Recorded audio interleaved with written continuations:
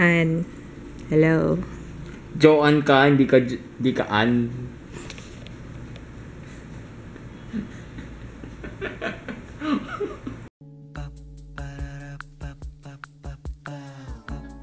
This is my family. Wala pa akong tulog. Hindi, natulog ako mga 2 oras yata. Or isang oras lang. Pabalik ako sa higaan. Yung sikaso ko lang muna si Jaya. Nagluto ako ng ulam. Yan. Stir fry lang na stir fry veggies. Tapos nilagyan ko ng beef. At ako iika-ika ng maglakad. Iba na yung ano ko. Ano ba, babe? Is it time already? May mga nafe-feel akong hindi hilab eh. And then, siguro may nakain lang na, meron na naman ako nakain na hindi okay sa tiyan ko. Kumukulo-kulo na naman yung tiyan ko kanina. Pangalawang araw na to. Pero, hindi naman siya hilab na basta yun ang sabi sa akin ng OB eh. Tinanong ko kasi, sabi ko, ano ba, doc, yung mga usual na warning signs na nag-labor na ako. Sabi niya, okay lang naman. Kasi sabi ko, parang biglang may sharp stabbing pain sa mga gilid-gilid. Sabi niya, okay lang yun. Baka meron lang daw nagagalaw si Ju. May nasisipa. Wag lang daw yung naninigas, tas humihilab from back to front. Yun. Kaya, ano baby ko? Okay naman tayo ngayon, ano? May mga sinishare ngayon yung mga surveys, top 20 names ng mga lalaking gwapo. Ito yung kay Dalton kasi pasok siya number 2. Pa, ito, tingnan mo. Pero din ako, kala mo ha. Ito, sinare ni Mick. Hi Mick. Oo, pasok ako si Joy tsaka si Mafi. Top 10 names ng mga magagandang babae. Number 1, Angel. Pakita ko na nga lang sa inyo. Angel. An. Hello. Joan ka, hindi ka An.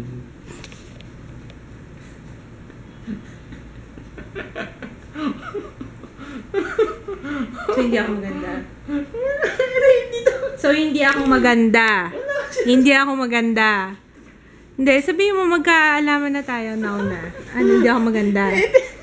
Hindi nga ako maganda. Ano? Ayoko na nga. Bad trip na ako. Let's go dyan.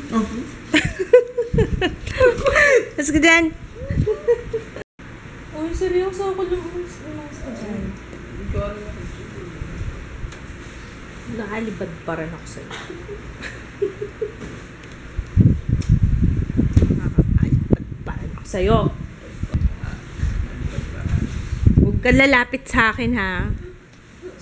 Ngayon pa ako sinabihan ng ano. Kailan, ang laki-laki ko. Magang-magana yung mukha ko. Saka ako sasabihin.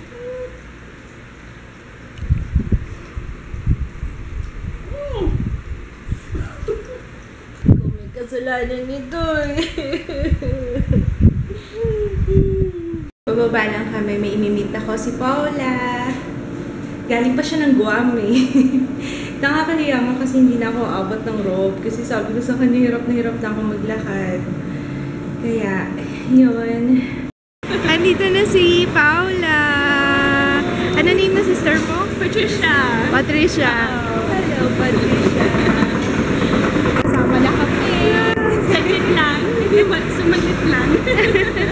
Thank you, Paula. No problem. Sabi ko, ay naku, kailangan ko i-deliver yan. Thank you. Ay, bumaba lang ako. Tingnan mo yung pawis ko. Sabi ko, hindi. Mainit talaga dito. Nako. Sayang, sandali lang kami nagkwentuhan ni Paula. Pero ano siya, nurse din siya. Sa Guam siya. Tapos parang naghatid lang siya, nag-transport lang yata ng patient. Sabi ko, ang sarap naman ng trabaho niya. Lang, pa-travel, pupunta lang dito sa Pilipinas. Tapos babalik na. Ayun, sandali. Alam ko mga ilang araw, I'm not sure, pero parang 2 araw lang ba, sabi niya, or 3. Kaya yun, nakakatawa kasi nag-meet kami. Eh, dapat kasi sabi niya ipapadala na lang daw niya tong gifts niya. Pero thank you, Paula. Tingnan niyo naman. Oh, ang dami niyang gift. Naku, matutuwa si Jaya. Oh. Mamaya na, si Jaya na magpapakita ng ano. Ayan, oh. Matutuwa yun si Jaya. Tsaka to, meron siyang extrang baonan. Tapos, ay, ito, love. Love. Toasted black sesame biscuit covered in milk chocolate.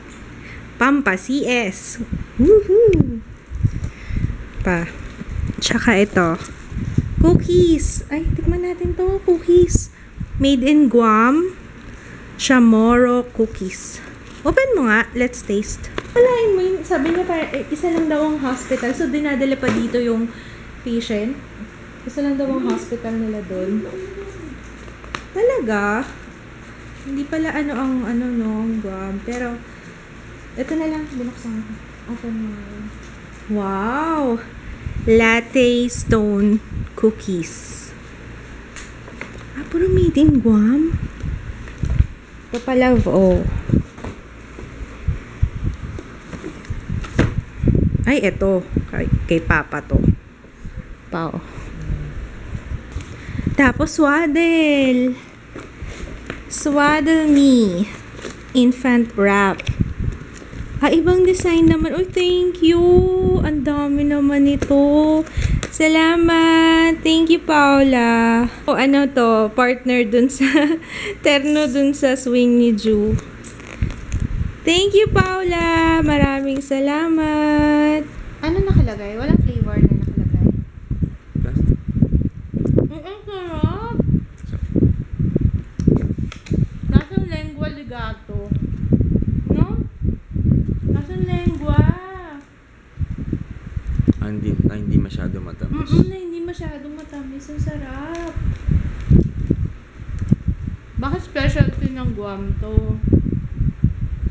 Homemade tradition that has lasted for 3 generations. Chamorro. Our foods are made from the finest ingredients of families, right? Chamorro. Chamorro. Cookies. Ang narap. Bawal sa inyo. Hindi na ka pa. Bibinggo ka na. Grabe, excited na ako mga anak. Ang cute-cute. Oh. Parang gusto ko na ilagay si Jo dito. Makakatuwa naman. Cute. Tsaka iba talaga yung tela, no? Kahit pag hinawakan mo yung tela, oh. Parang ang comfy. Hindi kami na ganito nung, kay Jaya. Hindi kami nag-swaddle, eh. What's that? Ay, ang cute! Ay, gusto ko yung white. Gusto kong taste yun. Ano name nito? Latte stone cookies.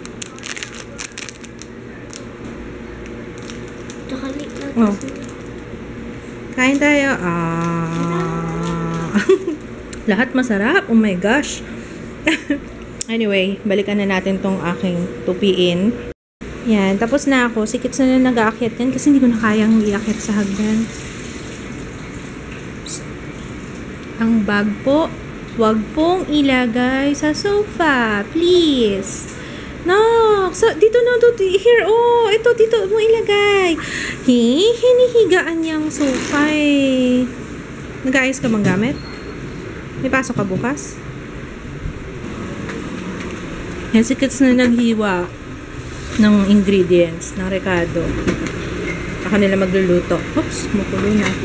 Magluluto pala ako ng munggo. Niingit ako nila mami kasi pagkain nila salmon. Gusto kong kumain ng salmon eh. Sige ma, nasaan? Sarap-sarap naman. Grilled yan. Luto ni daddy. Yum. Ingit ako. Bagay yan sa munggo ko. Bagay yan. Bagay na bagay sa munggo. Naglalagay ka pa ng sausawan? Nagsasawsaw ka? Ay, wala? Wala. Kasi, para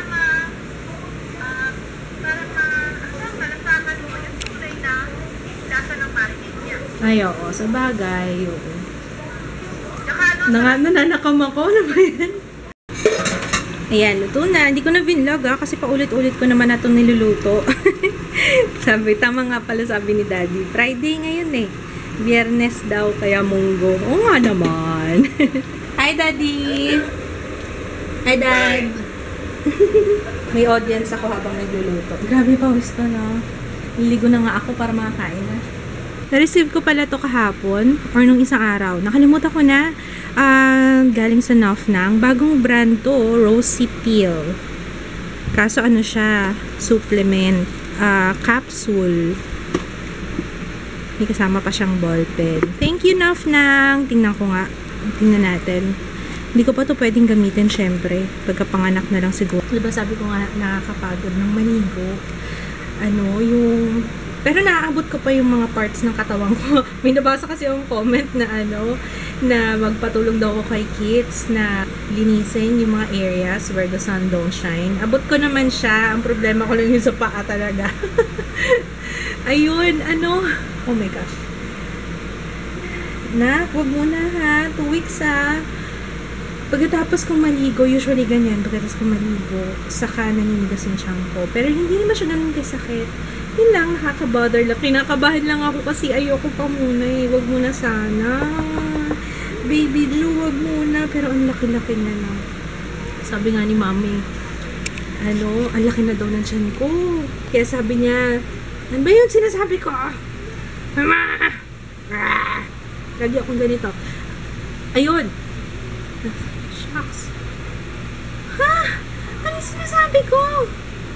Ay, never mind. Balik na nga lang tayo dito sa Rosy Peel. Buksan natin to.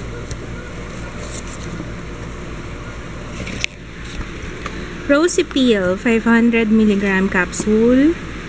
Herbal dietary supplement. Okay. Para saan to? Fruits of strawberry, guava, kamyas, bignay. Ay! Puro herbal pala siya. 1 capsule daily after meal. So, this is for Rosy Peel. So, whitening. Is it? Whitening.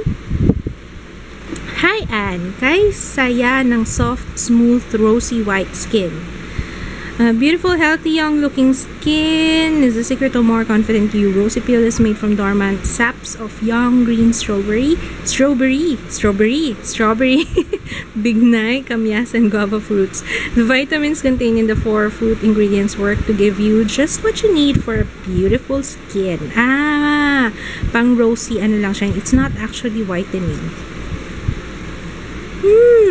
Bago to ha. Iya or saya? Diyahe ang mga butas ko sa mukha. Grabe naman. Diyahe ang mga butas sa mukha ko. Namumutla pa ako. Pang glow. Para meron kang rosy glow.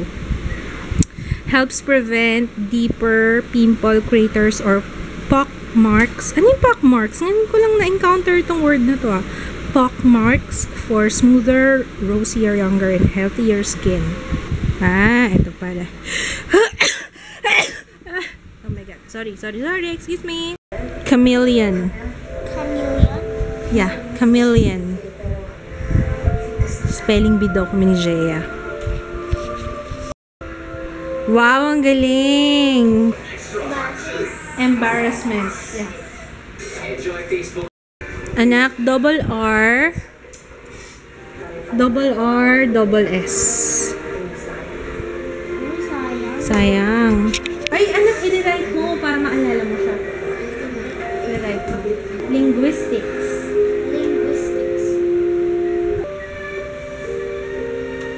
Sangji lang. Tama na sana. Nakakatawa si Jea. Nanonood kami ng Pangako Sa'yo. Tapos sabi niya, sige, smile pa more. Titig pa more. Ano pa na? Sinasayang ko ng oras. Oo nga, no? Kasama kasi sa Tapos biglang commercial, no? May tatanong pala ako, kailangan ko bang bumili ng breast pump? Kasi inisip ko, baka kasi hindi ko naman siya magamit. Or, mas magandang talaga, yung latch sa akin si Ju. Kaya, Or if ever, kung kailangan talaga ng breast pump, ano yung magandang brand na masasuggest nyo? Kasi nag-iisip ako kung bibili ako, kung anong brand. Wag lang yung mamahalin na kasi pang ano lang tayo, pang budget. Budget na breast pump. Pero yung talagang working, yung talagang okay. Okay lang sa akin kahit manual or ano, mas okay nga yung manual para sa akin eh. Kasi at least nakakontrol ko. Kasi ang nag-try ako ng breast pump dati, hirap ako yung sa nipple, dun sumasakit yung alam niyo yung parang puputok na siya. Ganong ano, or hindi lang ako marunong that time. Manipis na yung skin ko, madali akong masugat. Madali ko Kaka-whitening. Kaka-whitening. Ano, ang sarap nito sa face. Para siyang ano, hinihila mo eh. Para siyang nata de coco. Alam mo yung nata de coco? Killer ka.